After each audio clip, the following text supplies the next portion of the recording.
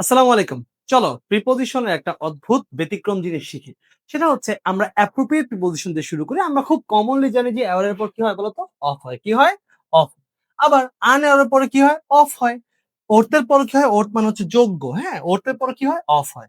তাহলে ওর্থ এর পরেও কি হয়? অফ হয়। মূলত নিয়মটা কি জানো? সেটা হচ্ছে মূলত এওয়ার এর পর অফ হয়, ওর্থ এর পর অফ হয়। এখন একটা শব্দের সাথে সাফিক্স এবং প্রিফিক্স যুক্ত করলেও তার প্রিপোজিশন যেটা অ্যাপ্রোপ্রিয়েট তার কোনো পরিবর্তন হয় না।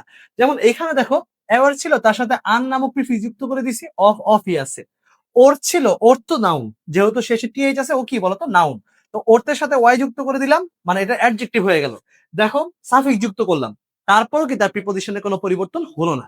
কিন্তু the fact is different from হইলেও ইনডিফারেন্ট কেন টু হইলো লজিক্যালি ডিফারেন্টের পর যদি ফ্রম হয় ইনডিফারেন্ট তো প্রিফিক্স ইনডিফারেন্টও ফ্রম হওয়ার কথা। কিন্তু এখানে কেন হলো না তার রিজন হচ্ছে দেখো আমরা হয়তো ভাবি যে ডিফারেন্ট এটা মানে তো ভিন্ন। ডিফারেন্ট মানে আমরা ভাবি ভিন্ন।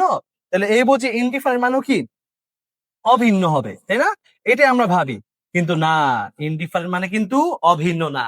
ইনডিফারেন্ট শব্দের অর্থ হচ্ছে উদাসীন। বুঝছো?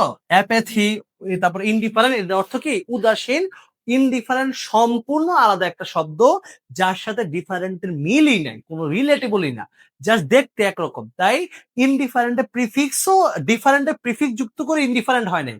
ডিফারেন্ট আলাদা শব্দ যার পরে প্রিপজিশন ফ্রম বসে, ইনডিফারেন্ট আলাদা শব্দ যার পরে প্রিপজিশন টু বসে। অর্থাৎ ডিফারেন্ট ইনডিফারেন্ট কেসটা কিন্তু অ্যাওয়ার আনঅ্যাওয়ার কিংবা ওট ওর্দির মতো না।